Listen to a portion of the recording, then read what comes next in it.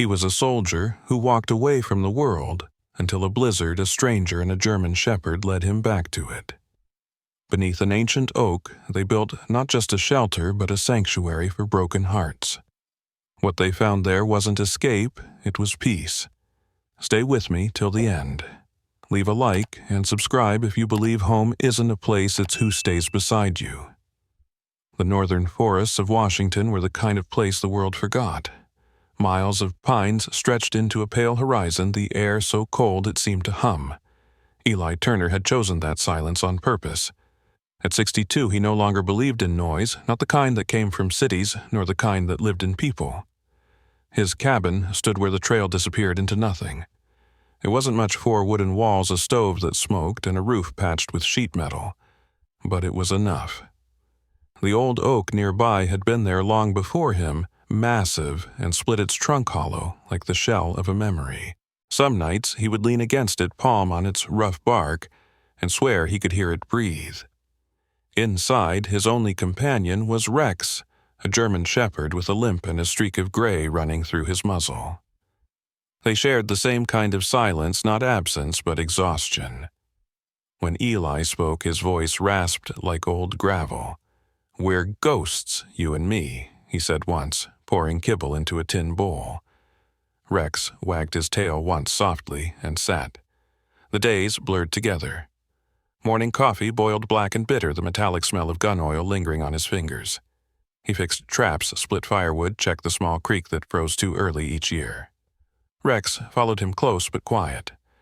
The two of them moved through the trees like they were part of it, cautious, deliberate, half invisible. Every now and then, when the wind hit from the north, Eli would smell sand. It wasn't real, of course, just the ghost of Iraq still hiding in his lungs. He'd close his eyes and see it heat dust, the roar of something burning that used to be a convoy. He'd see faces, too. Not the enemies. His own men, the ones he couldn't bring back. That was years ago. Still, when he dreamt, he woke with his hands shaking, reaching for a rifle that wasn't there. Rex would nudge him, then pressing the weight of his head against Eli's chest until the tremor stopped. "Good boy," Eli whispered. "We made it out. That's what matters." But the way he said it, it didn't sound like he believed it. The local rangers had stopped checking on him long ago. They knew he didn't want visitors. The mail stopped too. No one knew his address, and that was the point. His son had died over there, his wife years before that. The war had taken the rest of him, the loud part, the hopeful part. What remained was something smaller, quieter, carved out by time. Once, when a helicopter passed low over the trees, Rex barked, startled. Eli crouched instinctively, heart racing. The sound vanished in seconds, but his body stayed rigid for minutes. When he finally stood, he was sweating despite the cold. "It's just air," he muttered, "just air." He looked at Rex and forced a smile. "Still can't stand the sound, huh?" "Me neither." As winter deepened, the forest thickened with silence. Ice glazed over the creek. Snow buried the path to the cabin. Nights stretched long, endless. Eli would sit by the stove watching the fire dance in the reflection of Rex's eyes. He didn't think about tomorrow. Tomorrow was something the world cared about. Out here, time wasn't a road, it was a circle, a breath, a loop he had chosen to live inside. He'd write sometimes in a small notebook, his handwriting tight and mechanical. Day 4081. Snow heavy, roof steady. Rex favoring back leg again. No sign of deer. Silence steady. It wasn't a diary. It was a report, the way soldiers document what they can't say aloud. The words kept him steady. One morning, as he stepped outside, he paused. Snowflakes drifted soundlessly onto his boots. The oak loomed over him, its massive trunk split by age. He pressed his hand against it, feeling the cold bite into his palm. "You've seen worse, haven't you?" he said quietly. The wind whispered back through its branches, or maybe that was his imagination. Either way, it was enough. That night, as he and Rex lay in the dim warmth of the cabin, Eli spoke softly into the dark. "They say silence heals," he murmured. "Guess we'll see." Rex's tail thumped once. Outside, the forest breathed. Somewhere, far off, the faint call of a raven echoed, the only reminder that life in its strange way went on. For the first time in a long time, Eli didn't dream of explosions or sand. He dreamt of trees, endless, quiet, steady, holding him in their cold, patient arms. The morning light broke pale and thin through the evergreens, and the frost along the cabin's edge gleamed like shards of glass. Eli Turner pulled his coat tighter around his shoulders as he stepped outside, the breath leaving his lungs in a soft white cloud. The world was quiet again, the kind of quiet that could both soothe and sting. Rex limped beside him, paws crunching lightly through the snow. They moved toward the oak, the old massive guardian that had stood over the ridge for longer than anyone could remember. Its trunk was wide enough to swallow a truck, its bark scarred by time and weather, and its hollow heart big enough to keep a man's secrets. Years ago, Eli had found it by accident, half dead from exposure looking for shelter in the storm. What he found instead was purpose. Inside the tree he had carved order from emptiness. The space was narrow but careful, built with a soldier's precision. A small stove made from scrap iron, a wooden cot against the far curve of the trunk, and shelves built from fallen branches that held canned food tools and a few books. Light filtered through a single window cut into the bark, a circle just big enough to see the morning fog roll across the forest. He lined the interior near the stove with stone and tin to keep the oak from scorching. A small propane cylinder with a line running along the cellar wall fed the stove through a shutoff valve he checked each night. From the outside, the tree looked untouched, just another piece of wilderness, but inside it carried the quiet rhythm of a man who no longer needed the world to notice him. Rex moved to his usual spot near the stove, curling in the warmth. Eli crouched to stroke the thick fur along his neck. "You keep it safe while I'm gone," he murmured, and Rex's ear flicked as if he understood. Beneath the floorboards, there was another space one few would guess existed. Eli had built it slowly over years using hand tools and patience. Beneath a loose panel of rough planks, a narrow staircase descended into the roots. The cellar smelled of damp wood and soil, its air cool and heavy. Down there, Eli kept what little the world had left him: spare parts, a few jars of preserved fruit, and a small metal box. Inside that box were letters, some yellowed, some barely legible, most never sent. They were addressed to no one, and everyone old friend's wife, the son who had gone before him. When words failed him above ground, he wrote them down below. On the far wall, the knife marks were rough but deliberate. 12 names were carved into the grain, each letter uneven as if cut in a hurry, yet meant to last forever. They were the men from his unit, the men who hadn't come home. At the bottom, one name stood alone: Mark Turner, his son. Eli's eyes lingered there longer than the rest. Each night before he blew out the lantern, his fingers would find the groove of those letters, tracing them slowly. It was both prayer and punishment. Sometimes, when the wind above howled through the trees, the cellar seemed to breathe. The timbers groaned, the earth shifted slightly, and the light from the lantern quivered. It made him think of the desert nights years ago, how the sand moved beneath the tracks, how explosions made the ground feel alive. Out here, the sound was different. Softer, forgiving, maybe. Yet every creak reminded him that the world could still break open beneath his feet. He kept working, though. Routine was survival. He sharpened his knives, cleaned his rifle, though he hadn't fired it in a decade, and fixed the hinge on the hatch that led down below. When the wind picked up, he'd seal it tight and listen for leaks the way soldiers used to check the seals on gas masks. There was comfort in repetition. He didn't trust people anymore, but he trusted habit. At dusk, Eli sat by the small stove upstairs, warming his hands. The forest outside glowed faintly blue beneath the coming night. Rex shifted ears, pricking at something distant, a branch snapping maybe. Eli reached down, resting a hand on the dog's neck. "Easy," he whispered. "It's just the woods talking." But deep down, he knew the woods didn't talk without reason. When the fire burned low, he pulled the metal box from under the floorboard. The letters were cool against his fingers. He opened one written in ink that had faded to brown. The handwriting was younger, steadier, unbroken. "Dear Mark," it began, "you'd be proud of this place. It's quiet, but it keeps me breathing." He stopped there. He had never been good at endings. Outside, the snow started again, soft, slow, endless. The tree shuddered under the weight, and Eli felt it through the floorboards like a heartbeat. He leaned back, Rex's head resting against his knee, and stared at the ceiling where the bark curved like ribs protecting a heart that no longer beat. He didn't need to look at the clock to know how late it was. The world above had its own rhythm, one that didn't need him.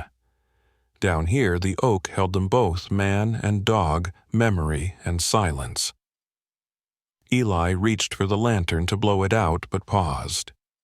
The flame flickered alive for just a second longer, and for that brief moment the cellar below glowed faintly through the cracks in the floor light, bleeding through wood, finding its way down to where the names were carved, and where the silence waited. The first flakes began falling in the late afternoon, fine as ash. By the time Eli stepped outside to check the traps, the forest had disappeared behind a wall of white. The snow came harder than he had seen in years, swallowing the sound of everything except the wind. Rex trotted ahead, his dark coat dusted white ears flicking at every distant groan of wood. They returned to the treehouse, soaked and shivering. Eli shut the door against the blizzard, securing the latch, the smell of cold air still clinging to him. He'd fitted a tight leather gasket round the door, so drafts and smoke never traded places. Inside, the fire burned low, throwing long shadows across the walls. He fed it more wood and sat in his chair listening to the storm build. The air vibrated with it, a deep, relentless pulse. He thought about the cellar below, about the names carved into the wall, and how each winter he wondered if the oak could outlast another year. Then the knock came. It was soft at first, hardly more than a tap, and he thought maybe it was the wind shifting the door frame. Then it came again, 3 slow knocks, uneven, uncertain. Rex rose hackles, bristling a low growl rising in his throat. Eli froze. Nobody came this far into the woods, not in this weather. He took the rifle from its hook and moved to the door, the weight of it familiar in his hands. The third knock was weaker, like whoever stood outside was losing strength. Eli hesitated, then pulled the latch and opened the door just enough for the snow to rush in. A woman stood there barely upright, her face pale lips blue. Her hair was wet and tangled with ice. The parka she wore was torn along one sleeve, her gloves gone. She tried to speak, but only managed a sound before she stumbled forward, collapsing against the threshold. Eli caught her by instinct. "Hey," he said, his voice barely audible over the storm. "Can you hear me?" Her eyelids fluttered. He looked past her into the white void, saw nothing but the storm. He couldn't leave her there. He lifted her into his arms, surprised by how light she was, and carried her inside. Rex followed close tail low, uncertain. Eli set her down by the stove, removed the wet outer layers, and wrapped her in a wool blanket. He filled a pot with water, set it on the heat, and watched steam rise. As she started to shiver violently, a good sign, he wrapped her hands in dry wool socks and checked her ears and fingers for frostbite before giving heat in short intervals. He swapped the wet layers for a flannel shirt and a dry coat, warming her slow to avoid a hard crash. Her breathing steadied after a while. When her eyes finally opened, she blinked at the dim light, confused. "Where am I?" she whispered. "Inside," Eli said simply. "You were freezing." She tried to sit up, looking around. The walls, the shelves, the faint glow from the lantern, it didn't look like any place she'd expected to find another human being. "You live in a tree," she said after a moment. "Seems that way." Her gaze fell on Rex, who lay nearby, watching her intently. "He's beautiful," she murmured, reaching a trembling hand. Rex sniffed her fingers before resting his head again. Eli poured hot water into a cup, added a pinch of salt, and handed it to her. "Drink slow," he said. She obeyed, her eyes never leaving him. The scar across his face caught the light, a narrow line running from temple to jaw, old but unmistakable. "You shouldn't be here," he said quietly. "Then why did you open the door?" Her voice was stronger now, curious rather than afraid. Eli looked at Rex, then back at her. "Because he told me to." The dog thumped his tail once against the floor as if confirming it. She smiled, faintly despite herself. "I'm Leah," she said after a pause. "Leah Coleman. I was trying to find the old logging road. I think I got turned around. Eli nodded once. You're far from it. How far, she asked. 6 miles, maybe 7. I lost both gloves when a branch tore the sleeve an hour back, she said. I tucked my hands in my parka and kept moving when the wind eased. She exhaled the weight of that distance sinking in. You shouldn't have been out there, Eli said. Not alone. Not in this weather. I wasn't planning to be. She looked at the steaming cup in her hands. I write for a small paper out of Spokane. Someone sent me a photo from an old footlocker, my father and a quiet sergeant who vanished. I was told he might be out here. Didn't expect him to open the door. Eli's jaw tightened. I'm not a story. Everyone's something, she said softly. For a moment, the wind outside roared, pressing against the wooden walls. The lantern flickered. Eli stared into the fire, feeling the heat against his face. He had spent years avoiding people, and yet here she was, a stranger who had fallen out of the storm and into the small, ordered world he had built. Rex shifted again, curling closer to her feet, his eyes half closed. The air warmed slowly, the sound of the blizzard muffled by the thick trunk around them. Leah leaned her head back against the wall, exhausted. You live here alone? She asked after a while. Mostly, he said. You have power, wood, and patience. And him, she said, nodding to Rex. Eli didn't answer. The fire popped, sending a small spark into the air. Get some rest, he told her. The storm won't let up tonight. She looked at him, her expression soft but searching. And you? I'll keep watch. He moved to the window, looking out into the swirling white. The forest was gone, buried under silence and snow. Behind him, Rex settled near the stove, Leah already drifting into sleep. Eli stood there for a long time, listening not just to the storm, but to something else beneath it. A sound he hadn't heard in years. Another heartbeat in the room. The storm didn't stop by morning.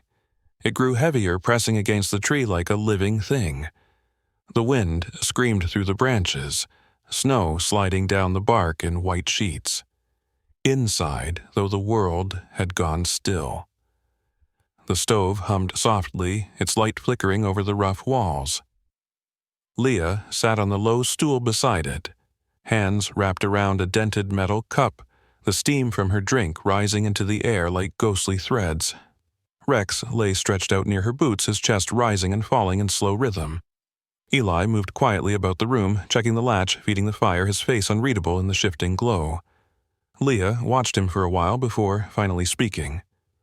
Why live here? She asked, her voice almost hesitant, as though afraid of breaking the fragile calm between them. Eli didn't turn right away. He adjusted a piece of wood in the stove, watching the flame catch. Because silence doesn't argue, he said at last. Leah looked around the small space, the shelves lined with hand-carved tools, the thick beams of the oak curving like ribs overhead. You built all this, she asked. Most of it, he said. The tree did the rest. Her eyes followed the contours of the room until they stopped on a photograph resting on the shelf above the stove. The edges were curled, the surface warped from moisture, but she could make out a group of men in dusty desert uniforms. A younger version of Eli stood among them, the same hard jaw and steady gaze, though his eyes were brighter then. And beside him, her breath caught, was her father. She froze. The cup in her hands trembled slightly. You knew him, she whispered. Eli's shoulders stiffened, but he didn't look up.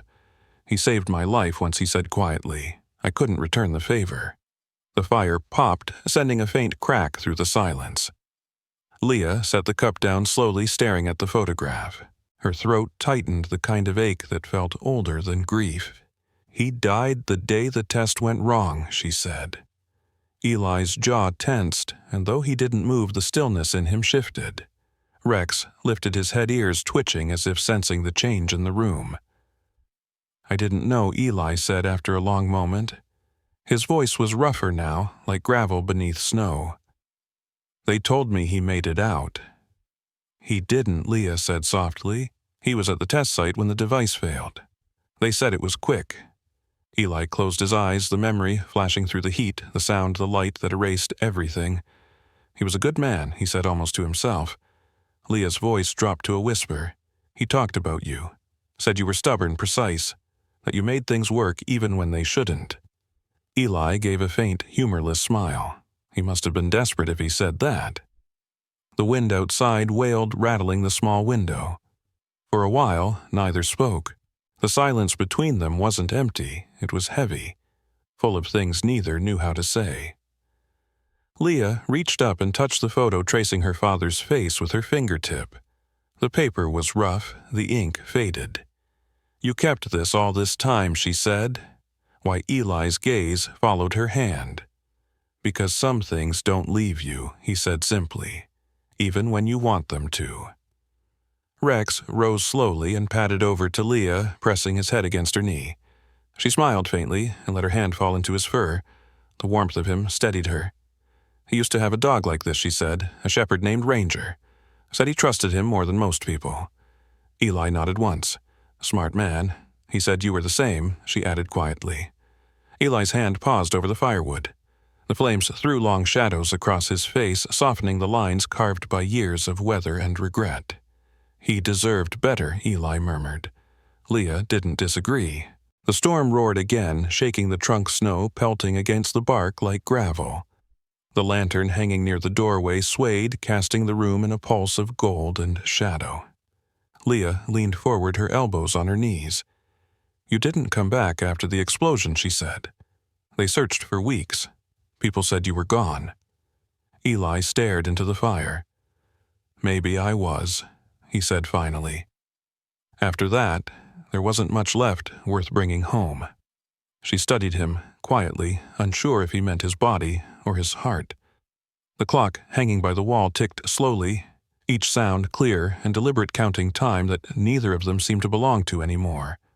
Outside, the storm wailed, but inside the oak it was as if time had stopped, just two people and a dog in a silence that carried everything words couldn't. The fire dimmed, and Eli rose to add another log. The smell of burning pine filled the air. Leah's eyes lingered on him, the faint scar along his face catching the light. "He would have been glad you made it," she said softly. Eli didn't answer. He only nodded once slowly before sitting back down. Rex sighed and curled beside them, the sound barely audible under the wind's howl. For a long while, they sat in quiet, the kind that didn't separate but held. The storm outside kept raging, but the oak stood firm, and the warmth of the fire flickered between them like a heartbeat neither wanted to name. By nightfall, the blizzard had swallowed everything. The forest was gone, buried under a sky that had turned white and wild. The wind slammed against the oak, each gust a roar that seemed to reach through the walls. Snow piled high around the small window until even the faint glow of the fire disappeared behind it. The world outside no longer existed. Only sound and pressure remained. Eli stood by the door, his hand on the latch, feeling the wood strain under the force of the wind. "It won't hold," he said quietly. Leah looked up from the fire, her face pale in the flickering light. "What do we do?" "We go down," he said. He opened the trapdoor that led to the cellar, the scent of earth and cold air rushing upward. "It's stronger down there." Rex barked, once anxious, his tail low. Eli gestured for Leah to follow. They descended the narrow steps, lantern light trembling against the curved walls. The air was colder, below the silence thicker. The storm above sounded distant, muffled, as if the world itself were breathing too hard. Candles flickered in small glass jars, throwing uneven shadows over the wooden beams. Leah rubbed her hands together for warmth, her breath visible in the dim light. Her eyes drifted to the far wall where 12 names were carved into the wood. She stepped closer, tracing the rough letters with her fingertips. "Who are they?" she asked softly. Eli's gaze followed hers. "The ones who didn't make it." His voice was steady, but there was a gravity in it, a quiet weight that didn't belong to this room. Leah's hand hesitated over the last name, and the last one she asked, pointing. Eli stared at the mark she touched. "My son," he said finally. She turned to him, words caught somewhere between her heart and her throat. She didn't speak. Rex moved closer to Eli, resting his head on the man's knee, his eyes steady and sad. The silence that followed wasn't empty. It was full of memory of loss of things neither of them could undo. Hours passed like that. The candles burned low. The storm raged on above them, the wind howling through the roots of the oak. Somewhere outside, branches snapped like gunfire. Leah sat against the wall, her knees pulled to her chest, watching the candlelight dance. Eli sat across from her, his face hidden in shadow, his hand resting absently on Rex's fur. Then came a sound faint at first like a whisper, a single drop of water, then another. Leah frowned. "Do you hear that?" Eli tilted his head. A steady drip echoed from the corner. He rose, moving toward it, lantern in hand. The beam caught the shimmer of moisture running down the wall. "The roots are cracking," he muttered. "The storm's forcing meltwater through." He ran his hand over the wood. It came away wet and cold. "We'll seal it from inside." They worked quickly. Eli grabbed spare boards and rags from a shelf, pressing them against the leak. Leah helped her fingers numb the candlelight, trembling each time the wind howled above. The oak creaked and groaned its massive frame, flexing under the weight of snow. "It'll hold," Eli said, though his voice didn't sound sure. Another sound followed, faint hissing like air escaping through teeth. Rex's ears pricked. He turned sharply toward the far wall, barking once, then again louder. "What is it?" Leah asked. Eli froze. The hiss grew louder, steady now, coming from a narrow crack near the floor. He stepped closer, inhaling the scent hit him instantly, sharp and chemical. "Propane." "Move," he said, his voice low but firm. He grabbed Leah's arm, pulling her toward the ladder. Now she stumbled after him, heart pounding. Rex barked again, the sound echoing off the walls. Behind them, the air thickened. The lantern flame fluttered violently. Eli climbed fast, shoving Leah upward through the hatch. "Go, go!" he shouted, his breath clouding in the freezing air. He hoisted Rex through next, then pulled himself up, slamming the hatch closed, just as a dull, heavy crack shook the floor beneath them. The sound of breaking wood followed a deep groaning noise as the lower wall gave way. Dust and cold air rushed through the cracks in the floor. They fell back against the wall, panting. The fire flickered weakly, struggling against the sudden draft. For a long time they listened, half expecting the whole trunk to split open, but it didn't. The oak held. Slowly, the sounds faded. Only the wind remained softer now, tired. Leah sat on the floor, her arms wrapped around her knees. "If he hadn't barked," she said, her voice shaking, "we'd still be down there." Eli looked at Rex, who stood near the hatch. His fur bristled, his eyes still fixed on the floor. "He knows things," Eli murmured, "always has." The dog turned, pressing his head into Eli's hand as if needing reassurance that they were both still here. Eli exhaled, long and heavy, the kind of breath that carried more than air. He looked toward the walls that had once kept him safe, now scarred and trembling. He whispered quietly, not to Leah, not even to himself, but to the oak that had stood through every storm he had ever known. "You've held me long enough," he said. "Thank you." The fire cracked its glow, casting soft light on Leah's face.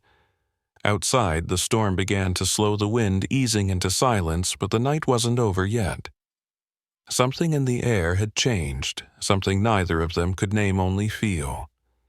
The house stood breathing in the dark, waiting for whatever would come next. The storm had passed, but the damage remained. The cellar floor was covered in a thin layer of silt and melted snow, and the air smelled faintly of smoke and wet wood. Eli stood at the open hatch, his boots heavy with mud, staring down into the space that had nearly taken them. Leah joined him, holding the lantern high. The light flickered against the walls, revealing what was left. The board's split shelves overturned, the carved names half obscured by grime. Rex hesitated at the edge, whining softly, his ears pinned back. "It's all right, boy," Eli murmured. "We'll clean it up."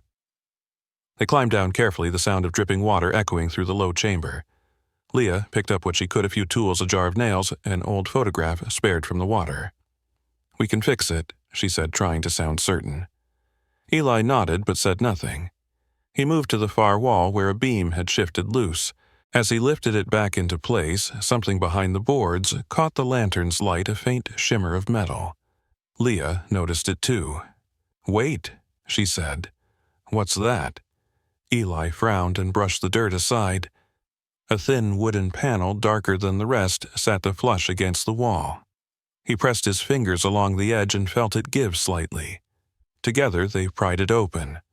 Behind it was a narrow compartment, dry and untouched by the flood. Inside lay a small charred notebook wrapped in oilcloth. Leah lifted it carefully, the cover blackened and edges curled. "Looks like it's been through fire," she said. Eli's eyes darkened. "It has. It was pulled from a tent after the range fire. What the sand didn't take, the heat tried to." She unwrapped it and opened the first page. The handwriting was precise but faint, and the sketches that followed were intricate circuits, coils labeled measurements, lines looping into symbols she couldn't understand. "You built this?" she asked. "Tried to," Eli said. He crouched beside her, his fingers tracing one of the diagrams. "It was supposed to find pressure mines before they found us." Leah turned another page, revealing a more complex blueprint, almost artistic in its symmetry. "Did it work?" she asked quietly. Eli's gaze lingered on the drawing. "Too well.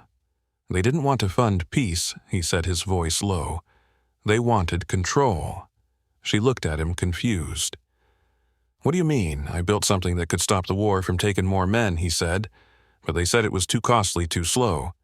They needed weapons, not mercy." Leah kept turning pages, the paper crackling under her fingers. On one page, near the back, she saw something that made her stop. There was a date, and below it a name written in careful block letters, Captain Daniel Coleman. Her father. Her breath caught. "He tested your device," she said.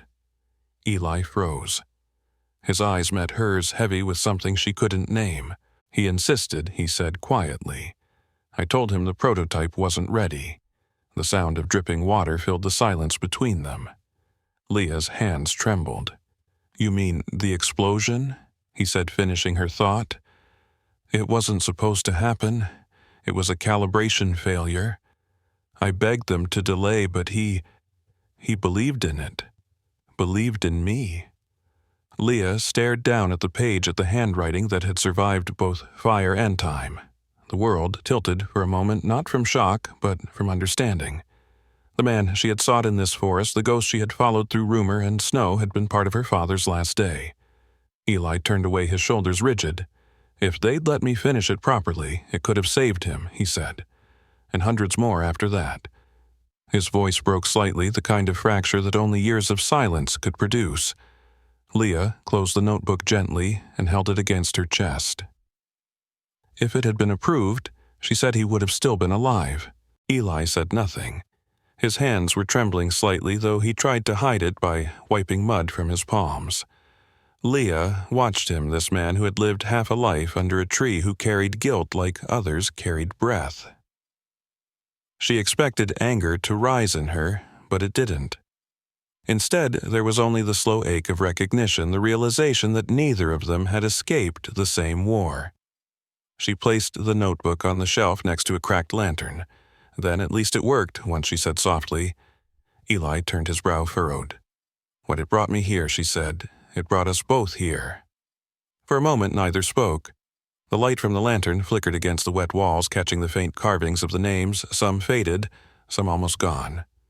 Eli's gaze drifted to the last one, his son's still sharp in the wood. He blinked hard, his throat tightening. Rex pressed his nose against Eli's arm, sensing the shift in him. Eli placed a hand on the dog's head, his fingers curling gently in the fur. When he finally looked back at Leah, his eyes shimmered under the weak glow of the lantern, tears gathering for the first time in years. He turned his face, slightly ashamed of their presence, but Leah saw them anyway. She didn't say anything. She didn't need to. The air between them was filled with something quiet and human, something that had been buried beneath too many winters. Above them, the oak creaked, the storm clouds thinning at last. The sound of melting snow trickled faintly through the cracks, a steady rhythm against the silence they no longer feared. The thaw came faster than anyone could have expected. 3 days after the storm, the air shifted from sharp and brittle to damp and heavy, carrying the scent of earth waking up. By afternoon, the snow around the oak was shrinking, melting into rivulets that ran down into the soil.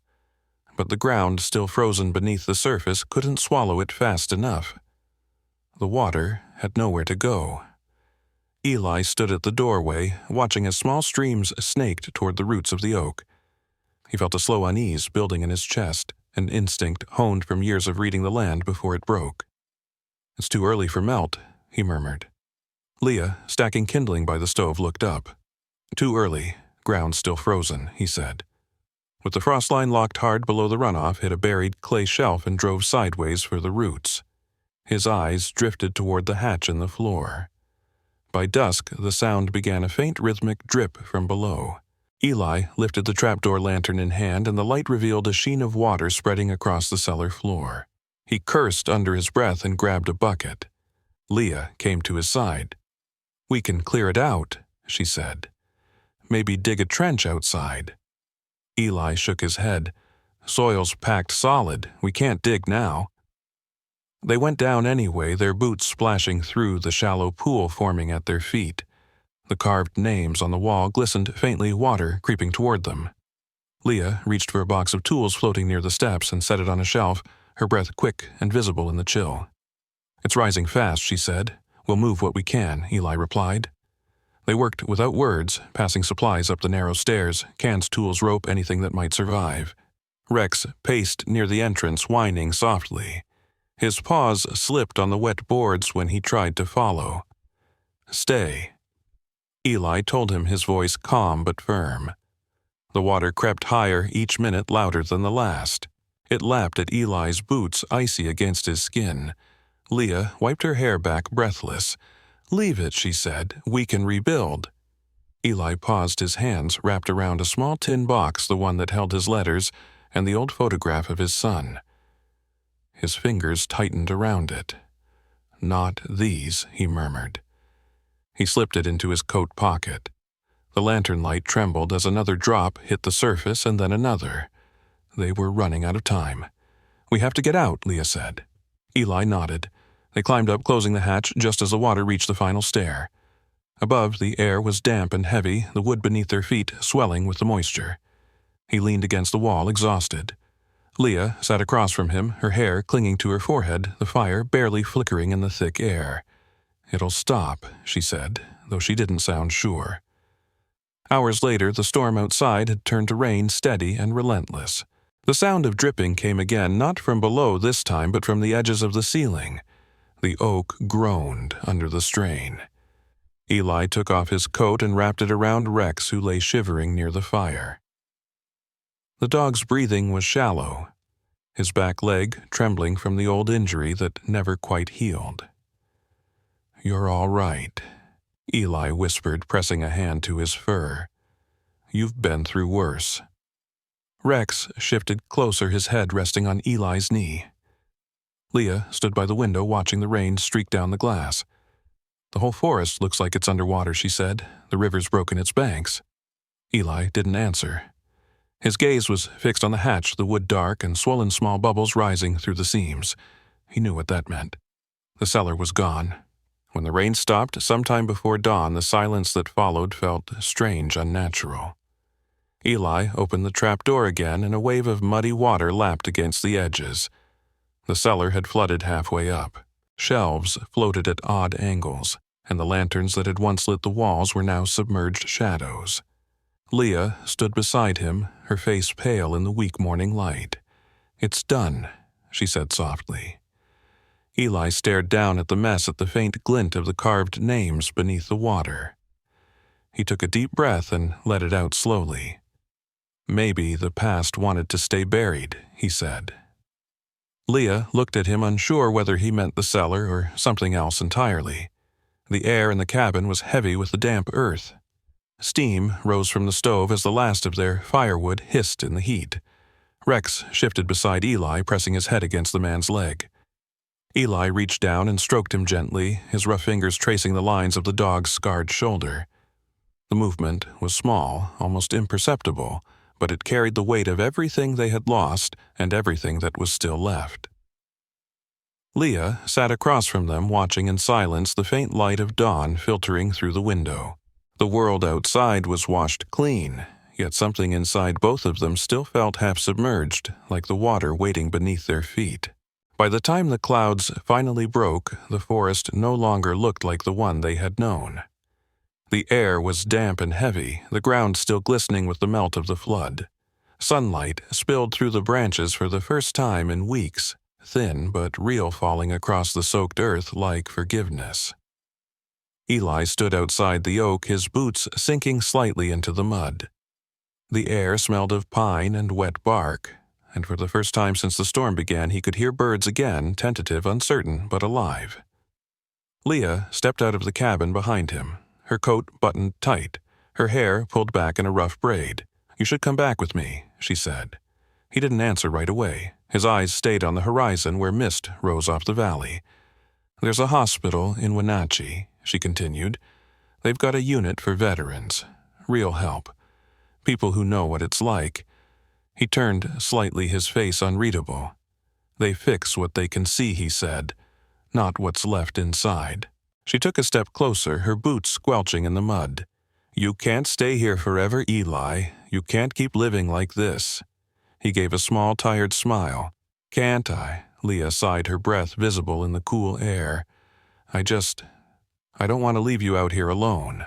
Eli's gaze drifted toward Rex, who was lying near the base of the oak, watching them both with shut, steady eyes. "I'm not alone," he said. The simplicity of it made her pause. He reached down, picked up a piece of damp wood, and tossed it aside. "This place," he said, "it's not just shelter. It's what's left of me. I built it from what I understood: structure, routine, silence. That's all I've got." She folded her arms. "You could build something new somewhere else." He shook his head. "That's not how it works. You don't move on from ghosts. You learn where to seat them." She didn't argue this time. The breeze caught her hair and she turned toward the clearing. The land looked peaceful again, but she knew better. Peace here wasn't the absence of pain. It was the acceptance of it. "Why keep rebuilding?" she asked after a long silence. "After every storm, after every flood, why not just let it go?" Eli's eyes softened as he looked down at Rex. "Because he still needs me," he said quietly. "And maybe I still need to be needed." The way he said it, half statement, half confession, hung in the air between them. Leah nodded slowly, her throat tightening. She understood now. He wasn't hiding from the world. He was healing in the only way he knew how, through work, through care, through keeping one promise at a time. That afternoon she helped him patch the lower beams where the wood had warped from the flood. They worked mostly in silence, the rhythm of hammer and nail filling the air. The forest was still slick, the light thin and pale, but together they made something steady again. When the last board was in place, she stepped back and smiled faintly. "You know, she said, you're better at building than most people I've met." "I've had practice," he said. "Destruction gives you a head start." Her smile faded, but only slightly. "You ever think about going back?" she asked. He leaned the hammer against the wall. "Back to what?" "The world," she said. "People." He looked at her, the corner of his mouth turning upward. "People don't do well with silence." "Not all of them," she said. "Some of us find it." For a moment the two of them stood there, the wind moving softly between them. Leah reached down and scratched Rex behind the ear. "You take care of him," she said. "He's done enough saving for one life." "So have you," Eli replied. When she left the next morning, the path was still muddy, and the sound of her truck faded slowly down the valley until it disappeared completely. The oak loomed behind him, steady, as ever its bark dark and damp from rain. The forest felt larger now, emptier somehow, but also calmer. Inside, the air carried her scent, smoke, wet wool, and something faintly sweet, like sap. Rex settled by the stove, curling into sleep. Eli moved to the small cot, lifting the mattress just enough to pull out the tin box he kept hidden beneath. The metal was cool against his hands. He sat down and opened it carefully. Inside were the letters he had saved, now wrinkled from the flood but still legible, and at the bottom a single rusted dog tag. He turned it over in his palm. The name stamped into the metal was familiar: Captain Daniel Coleman, Leah's father. He had carried it for years, meaning to send it home, never finding the courage. Maybe he hadn't wanted to remind anyone. Maybe he hadn't wanted to be reminded. He set the tag on the table beside Rex's worn collar.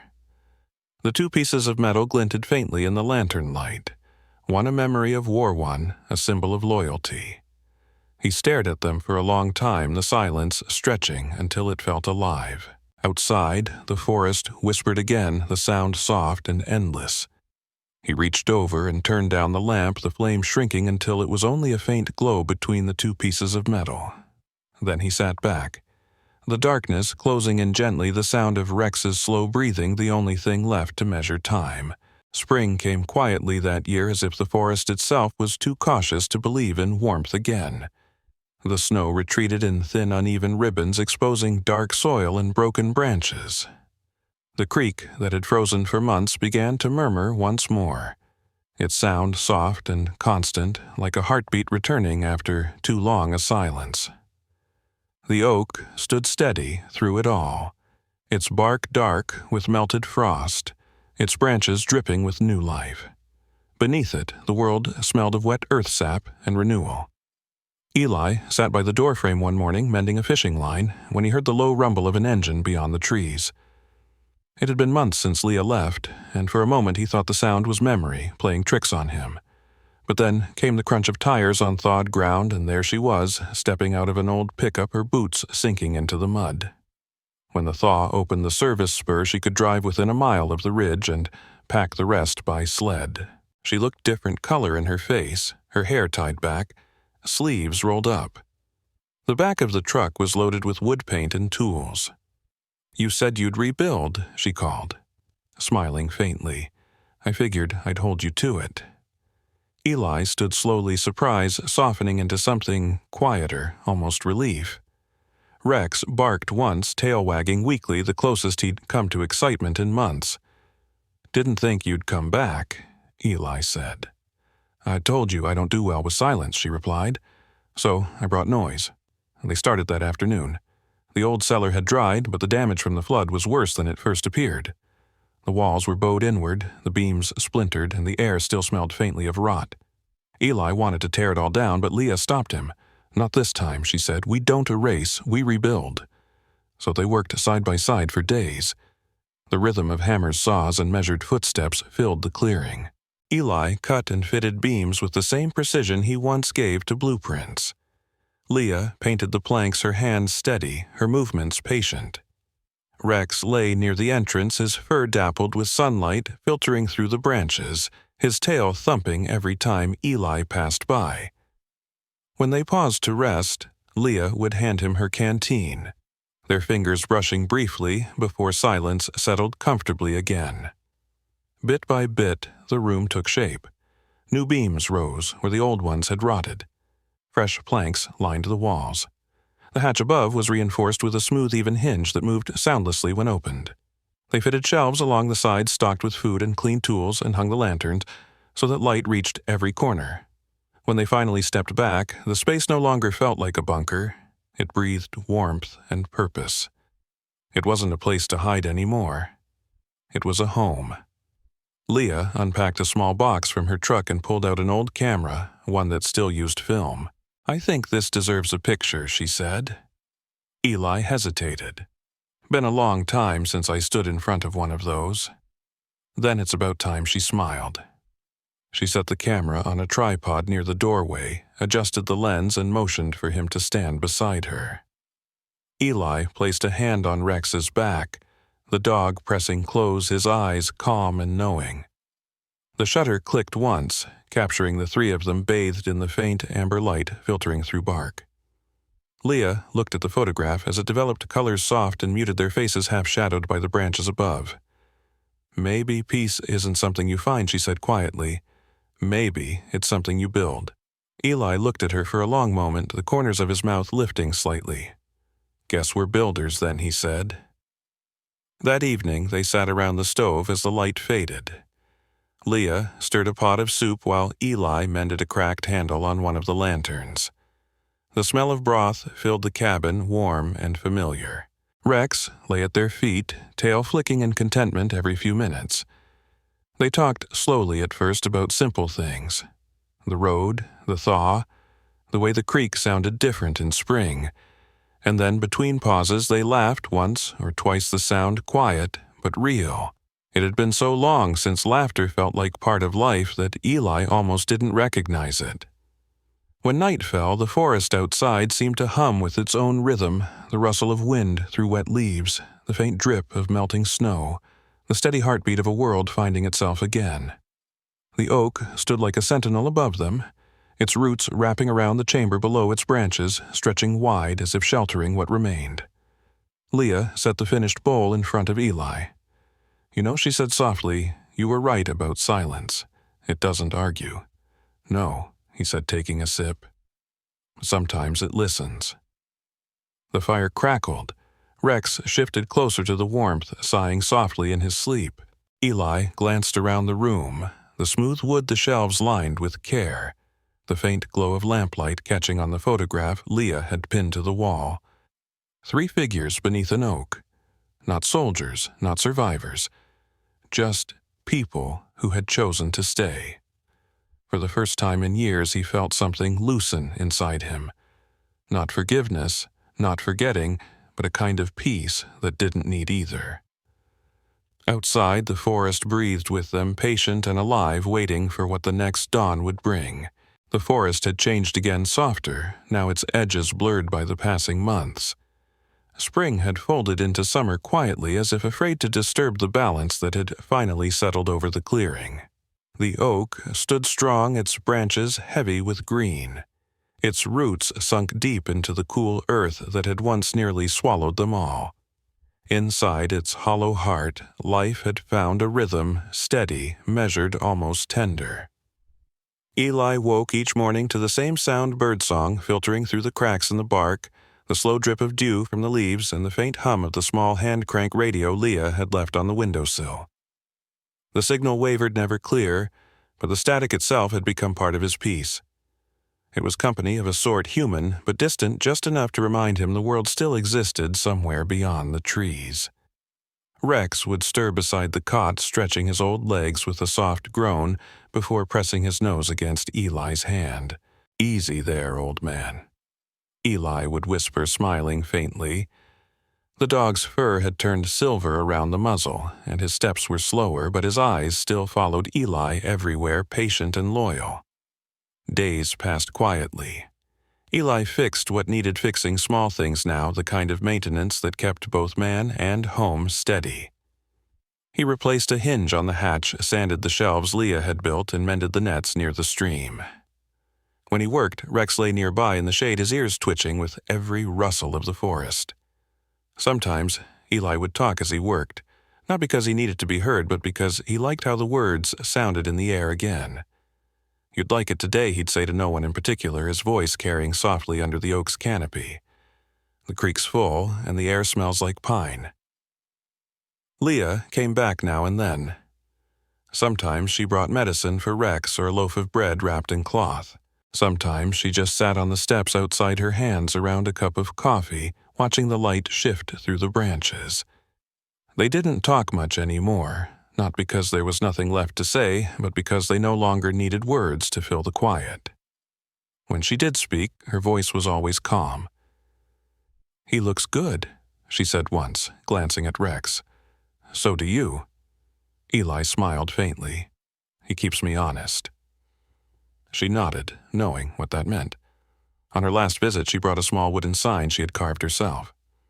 The letters were deep, careful, almost reverent. She nailed it to a post by the path that led to the oak. The sign read simply, "Still standing." She'd sealed the grain with boiled linseed and pine pitch so it would hold through rain. At night, Eli sat at the small desk in the cellar. It smelled faintly of cedar and oil, the walls smooth and warm from months of care. The new shelves held neat rows of tools jars and a single photograph, the one Leah had taken months earlier. The edges had begun to curl, but the image remained clear, a man, a woman, and a dog beneath the filtered light of an old tree. He opened a blank journal, its first page clean and untouched, and began to write.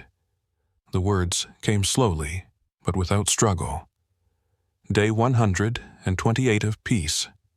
Repaired the roof. Rex found a stick he refuses to part with. Leah says the path will close with summer growth. It's quieter now, but it feels right. His handwriting was uneven but steady. He paused, looking down at Rex, who was dozing beside the desk, his head resting on Eli's boot. "You did good, boy." Eli whispered, "We made it." Rex's tail moved once a soft thump against the floor. Outside, the forest moved with the rhythm of evening. The creek sang low, the wind moved through leaves like breath, and the oak answered with its deep, familiar creak, not of strain, but of life. It sounded like a heartbeat, slow and certain, echoing through the roots that had held generations of storms. Eli closed the journal and sat back listening. For the first time, he didn't hear ghosts in the silence. He didn't hear the echo of explosions or the screams that used to wake him. The quiet was still there, but it had changed shape. It was no longer emptiness. It was peace. Later, he climbed the steps, the lantern light trailing behind him. The air outside was warm, the scent of rain lingering from the afternoon. Fireflies blinked between the ferns, and the sound of frogs carried faintly from the marsh below. Leah's sign stood where the path began, its words glinting faintly in the moonlight, so still standing. He smiled at it, running his hand over the rough grain of the wood. It wasn't a statement, it was a promise. He turned back toward the oak. The glow from the small window was soft golden alive. Inside, Rex had lifted his head, watching him. "Come on, boy." Eli said, his voice a low murmur. "Let's get some rest." He stepped inside, closing the door behind him. The lantern flickered once, then steadied. The air hummed gently with the forest's breath. He sat on the cot, the old dog curling close beside him, their warmth shared in the dim light. Eli looked toward the window one last time before the flame dimmed. The forest beyond was quiet, endless and kind. Under the great oak that had seen war grief and the long, slow work of forgiveness, a man and his dog lived on, still standing still, breathing, still learning what peace sounded like. It wasn't the silence of loss anymore. It was the quiet of a life finally at rest. What part of Eli and Rex's story touched you the most? Do you believe peace is found or built like theirs? Tell me where you're watching from, and don't forget to subscribe for the next story.